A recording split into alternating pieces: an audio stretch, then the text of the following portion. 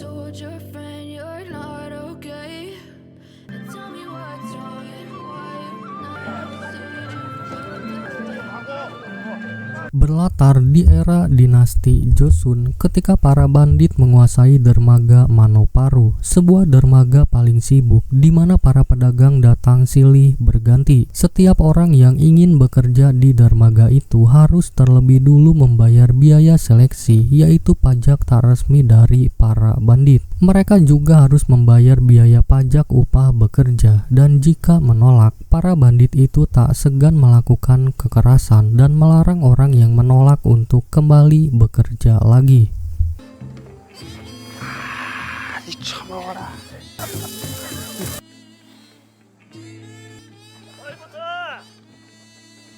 Sedangkan hasil pungutan pajak itu disetorkan kepada bos bandit berupa gulungan kain sutra. Namun dari sekian banyak yang diterima, hanya Mudok seorang yang memberikan pajak paling sedikit dengan alasan punya banyak hutang. Oleh karena itu, membuat seorang junior mempermalukan Mudok di hadapan semua orang, dan perselisihan yang tiada hentinya saat itu pun berakhir dengan perkelahian yang sama sekali bukanlah keahlian Mudok.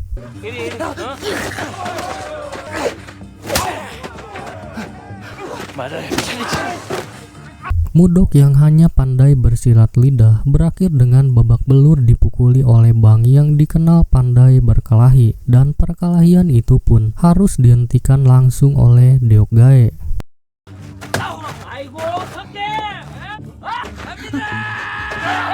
Kekalahan dalam pertarungan itu membuat Mudok tak lagi berani dengan Bang. Dia jadi nurut ketika diperintahkan untuk segera mendahulukan angkutan barang lain, dan urutan bongkar muat yang tak seharusnya itu membuat seorang pedagang protes. 순서가 틀렸잖아. 난 순서 잡는 사람이 아니라니까. 그 정부하면 저 위에다 한번 물어보쇼. Dan aturan yang dibuat semena-mena demi keuntungan segelintir orang berkuasa memaksa para pedagang tunduk tanpa pilihan. Setiap hari mereka hidup dalam bayang-bayang penyalahgunaan kekuasaan. Mereka harus membayar lebih bukan karena ingin untung, tapi agar barang dagangan mereka bisa segera diangkut sebelum semuanya berubah menjadi kerugian besar. Di dunia seperti ini, keadilan hanya jadi kata kosong, dan yang lemah selalu jadi korban dari sistem yang kejam. Haengso lalu melaporkan pada atasannya bahwa dia harus mengeluarkan biaya tambahan demi mempercepat proses pengangkutan barang. Dari situ, Daeil mulai menyadari sesuatu. Aturan yang selama ini mereka jalani hanyalah sebuah permainan kotor. Para bandit itu bukanlah pencuri sejati, tapi hanyalah pencuri kelas teri atau bidak kecil di balik kekuasaan. Pencuri sebenarnya adalah para pejabat, orang yang mengeruk hasil kerja keras rakyat demi kepentingan pribadi. Karena itulah Daeil bertekad menjadi seorang pejabat, bukan untuk berkuasa, tapi untuk memperbaiki sistem yang rusak dari dalam. Berbeda dengan saudari kandungnya yaitu Choi-eun yang justru bermimpi menjadi pedagang seperti ayah mereka. Choi-eun dikenal cerdas dan lihai dalam berdagang, bahkan mampu menjual barang di atas harga pasaran. Namun sang ayah tak ingin putrinya yang mewarisi usaha keluarga ini, karena bagi sang ayah, dunia perdagangan terlalu keras untuk seorang wanita. 들어. 소금이나 목재보단 비단으로 시작하고 싶어요. Sementara itu, seorang asisten dari perwira kepolisian bernama Lee Dolgae mengumpulkan pemimpin para bandit dari setiap wilayah. Dia meminta mereka untuk mengusir para pengembara yang ingin masuk ke ibu kota sebelum mendekati pelabuhan. Dan karena negara sedang mengalami kesulitan keuangan, Dolgae menekankan bahwa sementara waktu ini dia akan menggandakan biaya pungutan resmi pemerintah atas pekerjaan mereka. Setelah itu, Dolgae mendatangi seseorang di suatu tempat. Di sana dia memberikan hadiah berharga kepada sosok orang yang sangat dia hormati.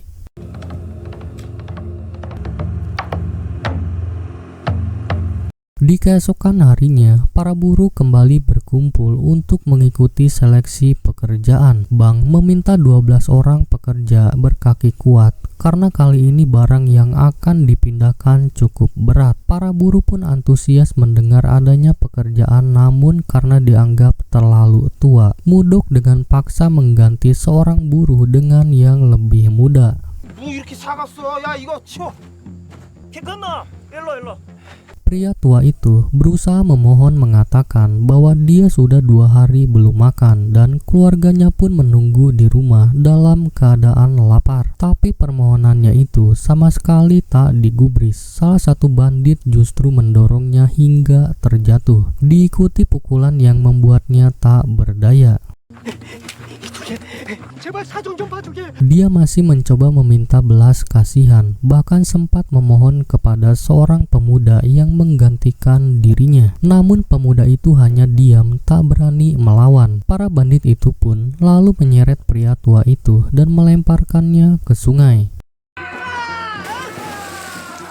Tak lama kemudian, para menteri datang dan para buruh dipekerjakan untuk mengangkut barang-barang mereka. Namun karena kurangnya fokus akibat menahan lapar, seorang buruh tua harus tercebur ke sungai setelah bersenggolan dengan orang lain. Seorang pemuda lantas membantu pria itu naik kembali ke daratan. Tapi saat dia juga akan naik, tiba-tiba Dolgae menendangnya sebagai hukuman karena dia lebih memilih menyelamatkan orang lain dibanding sebuah kotak kekayaan yang dianggap lebih berharga dari nyawa manusia.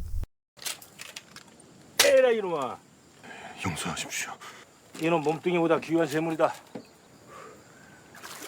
Setelah pekerjaan selesai, para buruh menantikan upah dari jerih payah yang mereka kerjakan. Namun harapan itu segera sirna. Sebuah hukum dari raja menetapkan bahwa membongkar barang milik menteri dianggap sebagai bentuk pengabdian bagi negara. Artinya, tak ada upah, tak ada imbalan apapun. Semua tenaga dan waktu yang mereka berikan dianggap sebagai kewajiban, bukan pekerjaan. Bagi para buruh, itu bukan lagi pengabdian, tapi penindasan yang dibungkus atas nama hukum. Namun sebuah protes yang dilayangkan oleh seorang buruh membuatnya harus mengalami kekerasan dan dijadikan pelajaran bagi semua buruh yang berani menentang aturan. Tak ada satupun buruh yang berani untuk maju membela buruh itu. Hingga seorang pemuda dengan tatapan tajam menarik perhatian Bang. Pemuda itu sama sekali tak takut dipukul oleh Bang. Bahkan dia sampai berani menahan pukulannya.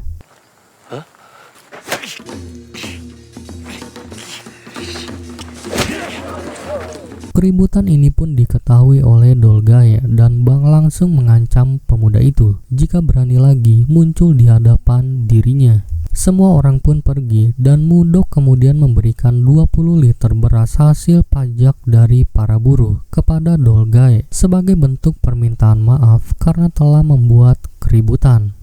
Sementara di balik sosok misterius dari seorang pemuda bernama Siul ini, rupanya dia memiliki hati yang sangat baik. Diam-diam dia mendatangi rumah buruh patua itu, memberikan beras yang ia punya dengan harapan keluarga patua ini tak lagi menahan lapar. Namun tanpa diduga, Siul menemukan hal tak terduga, di mana istri pria itu ditemukan sudah meninggal tertutup oleh kain jerami, sedangkan pria tua itu ditemukan bundir di atas pohon.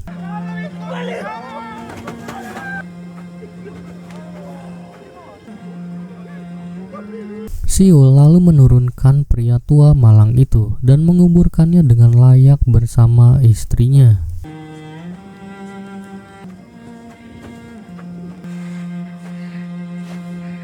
Di keesokan harinya, para buruh kembali bekerja memuat barang bawaan dari keluarga bangsawan. Siul sempat berpapasan dengan Choi Eun ketika tak sengaja menjatuhkan kipas wanita itu. Namun saat dikembalikan, Choi Eun hanya terdiam menatap dirinya, entah merasa takut atau jijik melihat penampilan Siul. Dan asistennya langsung mengambil kipas itu lalu mengajak Choi Eun segera pergi.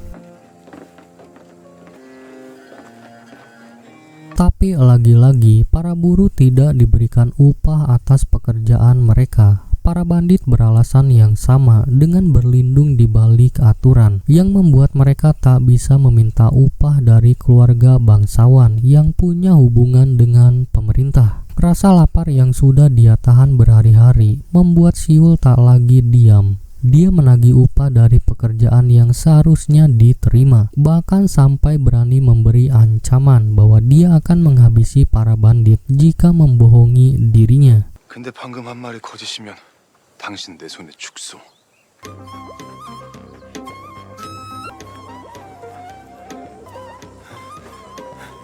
Kemudian Siul pergi mengejar Choi Eun, menagih upah atas pekerjaan yang dilakukan tadi, dan Seom asistennya lalu menegaskan bahwa dia telah membayar biaya perahu dan buruh kepada para bandit itu. Tapi kenyataannya, para buruh sama sekali tidak mendapat upah apapun. Siul tak akan pergi sampai dia mendapatkan upah atas pekerjaannya itu. Tapi tiba-tiba para bandit muncul dan Bang langsung memukulnya. Bang kemudian menyuruh Choi Eun segera pergi karena dia akan memberikan pelajaran pada Siul yang dianggap sok jago olehnya.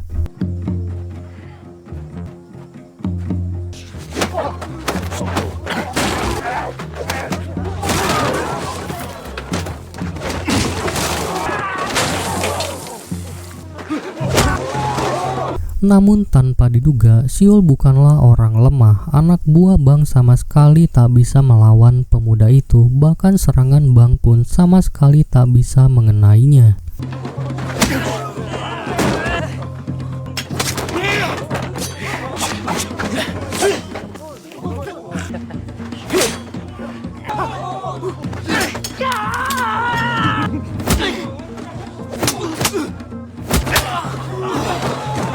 Siul hanya meminta upahnya dibayar, tapi Bang mengaku jika dia dan anak buahnya juga tidak menerima apapun. Siul lalu memberi ancaman yang sama dan kemudian pergi menemui keluarga Choi Eun.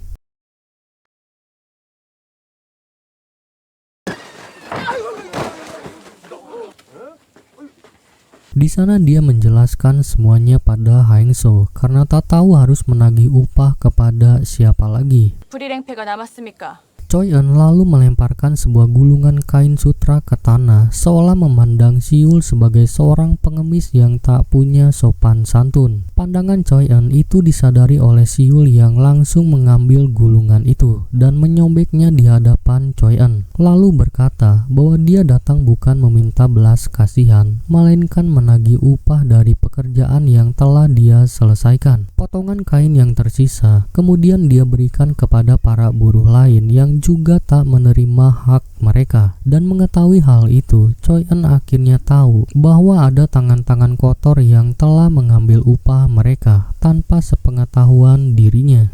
Sementara itu, seorang mantan jenderal bernama Wang Hae mendekati Jeong Yup dengan sebuah tawaran kerjasama yang menggiurkan. Dia berencana menguasai seluruh jalur perdagangan di Sungai Gyeonggang, sungai besar yang dikelilingi lautan dan menjadi urat nadi perniagaan kerajaan. Wang Hae menjanjikan keuntungan besar jauh melampaui apapun yang bisa didapat dari perdagangan resmi. Namun untuk mencapainya, mereka harus melakukan penyelundupan, sebuah tindakan yang jelas melanggar hukum kerajaan. Tapi rupanya Jeong Yup menolak tawaran itu karena baginya kesetiaan kepada raja dan kehormatan sebagai rakyat lebih penting dari kekayaan. Penolakan itu pun membuat Wang Hae memutuskan untuk mencari sekutu lain, seseorang yang lebih berkuasa, lebih serakah dan tak segan melanggar hukum demi menguasai sungai tersebut.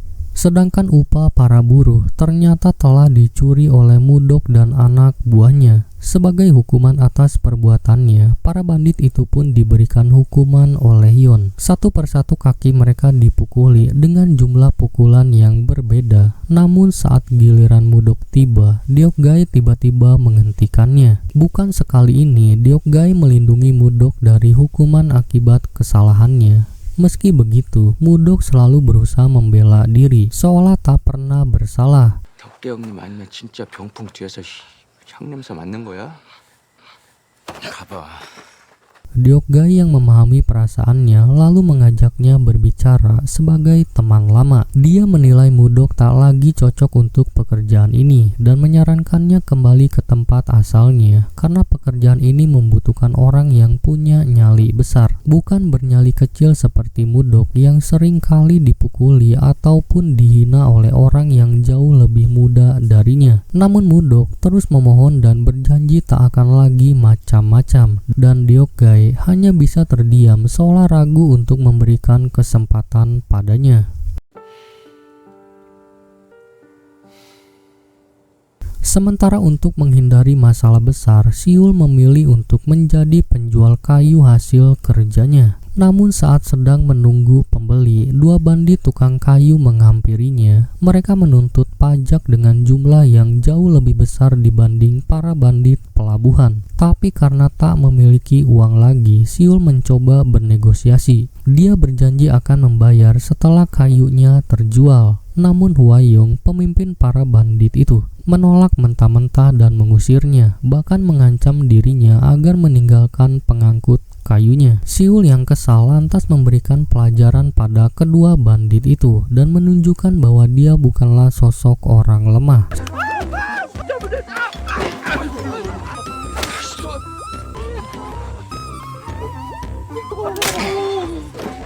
Sikapnya itu membuat mereka menyadari bahwa Siul adalah orang yang pernah memukuli Bang hingga tak sadarkan diri, dan kemungkinan Siul adalah pendekar Mokpo, sosok misterius yang konon telah menghabisi belasan orang dengan cara yang mengerikan.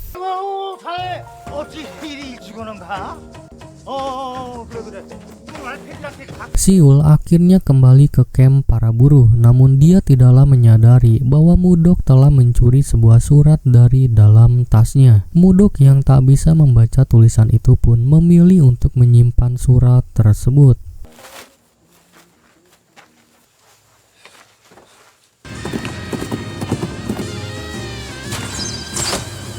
Di sisi lain, seorang pria bernama Jung Chun, lulusan terbaik ujian militer dengan nilai tertinggi, baru saja ditugaskan sebagai asisten perwira. Dia menjadi orang pertama dari keluarga sederhana yang berhasil diangkat sebagai pejabat pemerintah, dan karena ini adalah penugasan pertamanya, Jenderal Kepolisian memerintahkan Dolgae untuk membimbingnya, sekaligus menegaskan bahwa raja adalah satu-satunya sosok yang harus dilindungi. Dalam tugas barunya, Jung Chun akan bekerja sama dengan 3 kapten penanggung jawab dari 3 wilayah kerajaan. Sesuai tradisi kepolisian, mereka menyambutnya dengan hadiah berupa gulungan sutra, simbol penghormatan yang sebenarnya bermakna lain. Setelah menerimanya, Jung Chun segera menyadari bahwa hadiah itu bukan sekedar tradisi, tapi bentuk suap halus, karena ketiga kapten itu menolak menyerahkan catatan inspeksi wilayah mereka. Dolgae yang sudah terbiasa dengan praktik seperti ini meminta bagiannya dan menjelaskan bahwa hal semacam itu sudah menjadi kebiasaan di kalangan pejabat. Dia pun menegaskan bahwa Jung Chun akan mengurus wilayah kiri, sementara dirinya mengawasi wilayah kanan, dan memperingatkan agar tidak mencampuri urusan wilayahnya tanpa izin darinya.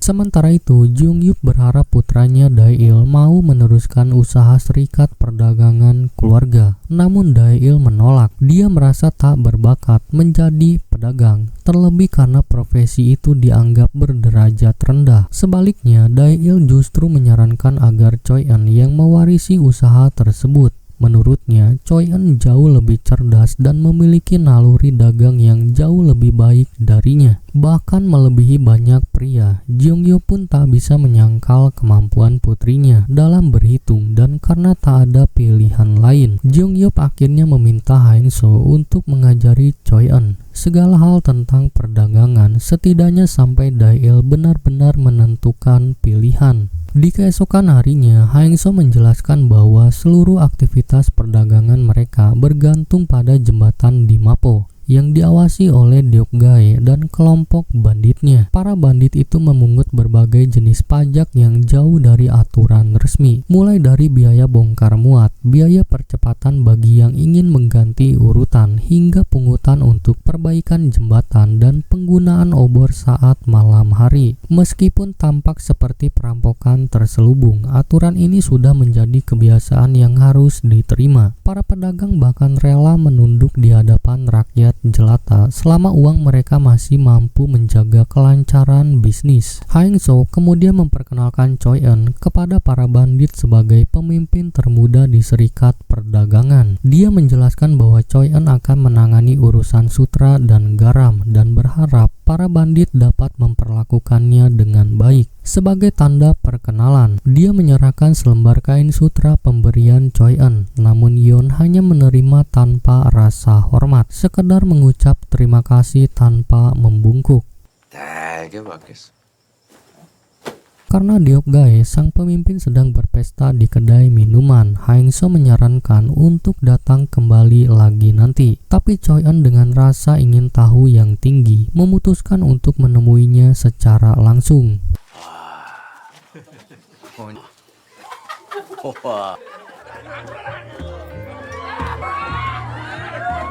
Setibanya di kedai, Haengso memperkenalkan Choi Eun kepada Deokgae untuk membahas kerjasama. Namun Deokgae justru menanggapinya dengan sinis, mempertanyakan alasan serikat memilih seorang wanita untuk menangani bisnis keras ini. 손님 맞이하는 인사가 원래 이러합니까? 첫 대면부터 여자라고 트집이나 잡고.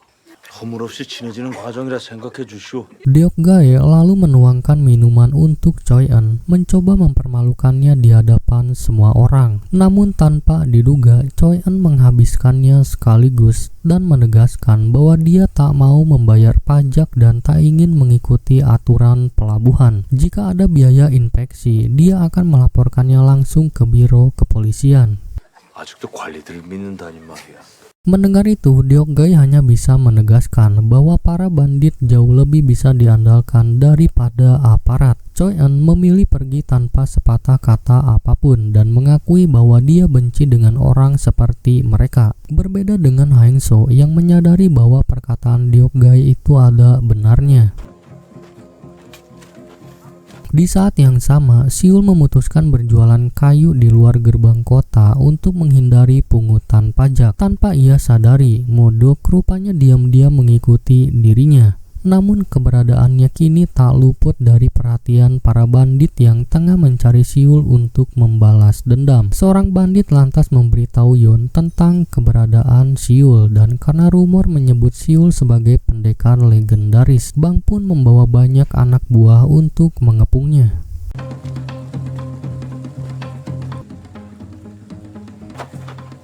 저입니다. Namun sebelum sempat terjadi konfrontasi, tiba-tiba rombongan pejabat melintas, memperkenalkan Jung Chun sebagai asisten perwira baru di wilayah kiri. Semua orang memberi hormat, namun Jung Chun tiba-tiba menghentikan kudanya ketika melihat Seul. Dia kemudian turun dan menghampiri pria itu, memanggil namanya dengan nada yang penuh keakraban. Dari surat yang pernah diambil Modok, rupanya tertulis nama Jung Chun di dalamnya, dan kini jelas pelukan mereka bukan sekedar pertemuan dua orang asing, melainkan sebuah kisah masa lalu yang menyimpan rahasia besar.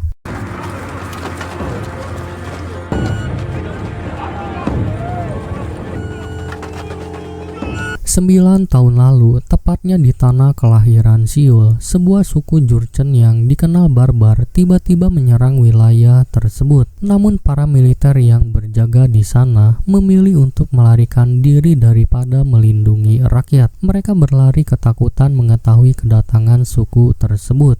Hingga banyak korban berjatuhan akibat tindakan pengecut dari para aparat yang lebih mengutamakan keselamatan masing-masing.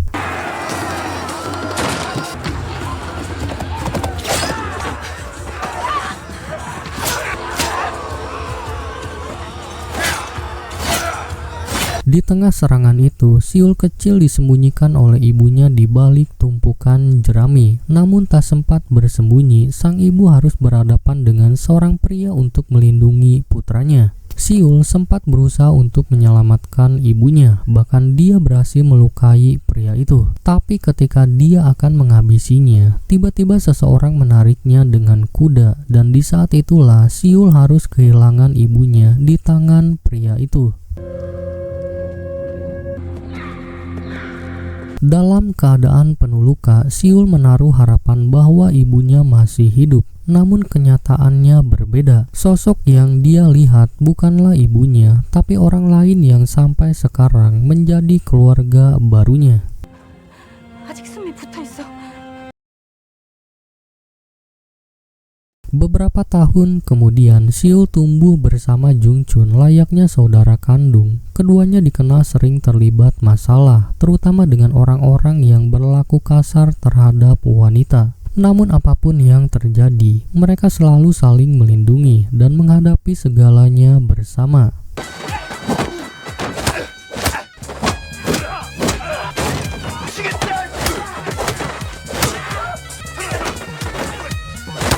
Di balik sikap keras mereka, ada sosok wanita tegas yang selalu menyayangi dan mendukung keduanya, mendorong mereka untuk meninggalkan masa lalu dan mengejar cita-cita menjadi pejabat pemerintah. Namun suatu hari, Siul menerima kabar buruk. Dia dinyatakan tidak memenuhi syarat untuk menjadi pejabat pemerintah. Dan dalam hukum kerajaan, tindakan itu dianggap masalah yang membuat 3 generasi keturunannya dilarang mengikuti ujian negara. Siul mengaku tak pernah tahu tentang hal itu karena ibunya telah lama meninggal. Kedua pembawa pesan itu pun tak bisa berbuat apa-apa karena keputusan semacam itu hanya bisa diubah melalui pertimbangan langsung dari pemerintah pusat dengan rekomendasi resmi dari kepala distrik.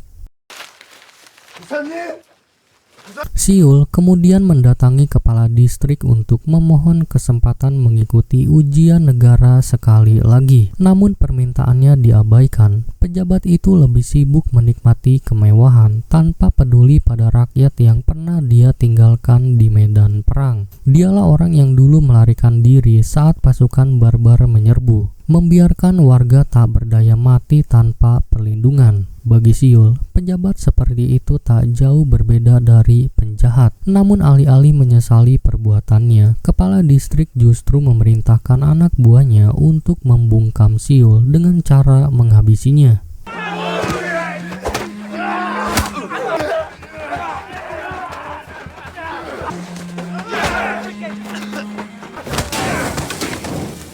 Rasa kekecewaan dan amarah dalam dirinya membuat Siul kehilangan kendali. Dia melawan dengan seluruh kemampuannya hingga terjadi kekacauan besar. Kantor pemerintah terbakar dan ketika semua orang sibuk memadamkan api, seseorang bercadar membawa Siul pergi dan menghilang tanpa jejak. Peristiwa itu membuatnya menjadi buronan karena Siul tak ingin Jungchun terlibat karena harus mengikuti ujian negara. Kisah itu pun meninggalkan rumor tentang sosok pendekar Makpo dan konon sosok orang yang bercadar adalah saudaranya. Melalui surat yang ditemukan oleh Mudok, muncul dugaan bahwa sosok orang bercadar itu adalah Jungchun, seorang asisten perwira baru yang mengirim surat itu kepada Siul. Sejak peristiwa itu, Siul tak pernah lagi bertemu dengan ibu angkatnya. Hingga suatu hari, dia mendengar kabar duka sang ibu telah meninggal pada musim dingin lalu. Setelah mengalami siksaan di kantor pemerintah akibat kasus yang melibatkan dirinya. Meski disiksa dengan kejam, sang ibu tetap tegar dan tidak pernah mengkhianatinya hingga akhirnya meninggal karena penyakit flu. Jungchun yang kini menjabat sebagai pejabat pemerintah tak pernah menyalahkan Siul. Baginya, mereka bukan sekedar teman, melainkan saudara. Dia hanya berpesan agar Siul tetap menghormati leluhur mereka dan tidak melupakan asal-usulnya. Dengan hati yang penuh penyesalan, Siul memutuskan untuk pergi ke perbatasan dan bergabung bergabung dalam peperangan. Dia berharap jasa di medan perang dapat menghapus semua tuduhan terhadap dirinya. Meskipun sadar akan bahaya yang menanti, dia tetap memilih jalan itu bukan demi kemuliaan, tapi agar tidak menyeret Jung Chun ke dalam masalah, serta demi satu harapan terakhir, bertemu dengan Jung Chun sebelum dia mati, dan menaruh harapan besar agar Jung Chun menjadi seorang pejabat yang jujur dan adil. Namun rahasia yang telah ia sembunyikan selama ini telah diketahui oleh Mudok melalui selembar surat dari Jung Chun dan rumor serta kemampuan bela diri yang pernah dia saksikan sendiri. Dari situ Mudok yakin jika Siul memang ditakdirkan untuk menjadi seorang bandit. Rahasia itu kemudian dimanfaatkan oleh Mudok untuk menekan Siul dan menjadikannya sebagai tangan kanannya agar bisa menguasai wilayah ini. Awalnya Siul menolak karena dia tak takut jika Mudok melaporkannya ke biro kepolisian. Namun semuanya berubah ketika Mudok mengetahui siapa sosok yang dulu membantu Siul melarikan diri. Surat itu kini ada di tangan Mudok dan bisa menjadi bukti hingga menyeret Jung Chun ke dalam masalah besar. Siul yang tak ada pilihan lain pun terpaksa menuruti perintah Mudok. Dia bahkan merendahkan dirinya dengan berlutut dan memegang kaki Mudok sebagai tanda bahwa dia tak akan berani macam-macam dengannya, dan semua ini ia lakukan demi melindungi Jung Chun. 내 친구한테 해코지하면 그땐 진짜 죽소. 이제부터 너는 내 거야.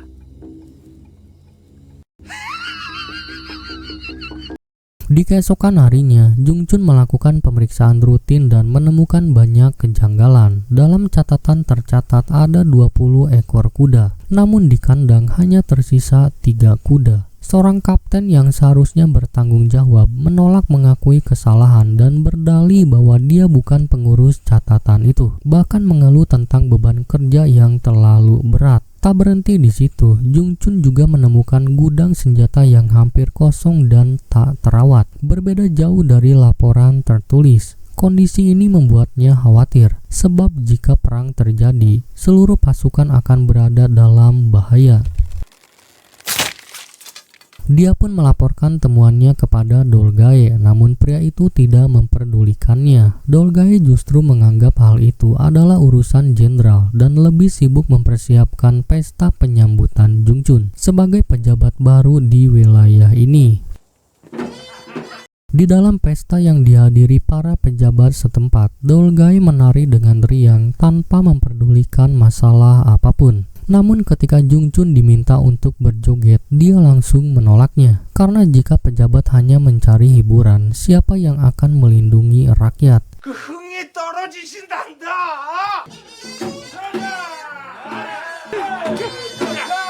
Jung Chun tak ingin kejadian di masa lalu terulang kembali, ketika para pejabat dan militer hanya bisa melarikan diri dan menjadikan rakyat sebagai tameng mereka. Namun ucapan itu justru membuat Dolgae tersinggung. Dia menegaskan bahwa tugas pejabat militer bukan untuk melindungi rakyat, melainkan untuk menjaga raja, karena melindungi rakyat adalah tanggung jawab sang raja sendiri. Dolgae juga memperingatkan Jung Chun agar berhati-hati dalam berbicara, karena sedikit saja salah ucap, dia bisa dituduh sebagai pengkhianat.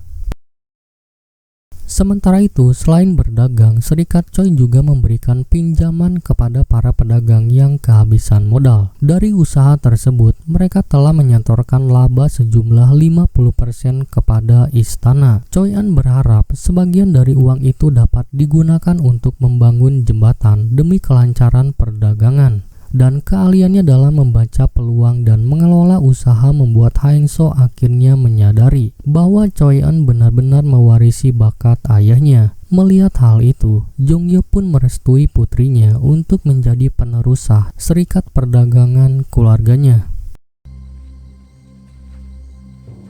Namun menjelang fajar ketika akan melakukan pengiriman barang, mereka mengalami masalah karena urutan pengiriman mereka diganti oleh serikat lain yang membayar biaya percepatan. Bahkan buruh yang mereka pekerjakan juga direbut begitu saja. Haeng So menyarankan agar Choi An melakukan hal serupa demi menjaga kepercayaan pembeli. Namun Choi An menolak tunduk pada aturan tidak adil itu. dia memilih memuat barang sendiri menggunakan obor tanpa membayar pajak kepada para bandit.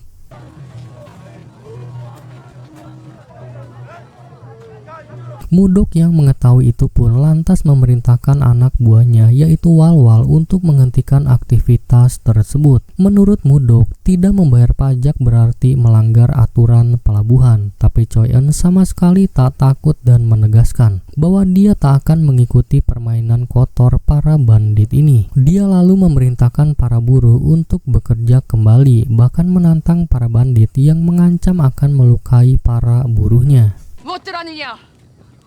움직이지 않고.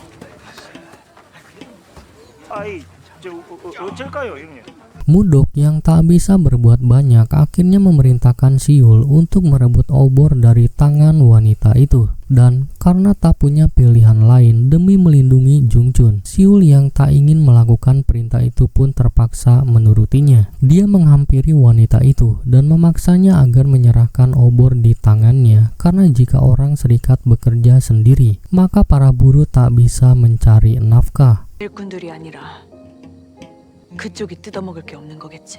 Perkataan itu sempat mengetuk hati kecil Siul yang sama sekali tak ingin melakukan pemerasan seperti ini. Tapi karena adanya sebuah alasan yang tidak diketahui oleh Choi Eun, Siul pun terpaksa merebut obor dari tangan wanita itu.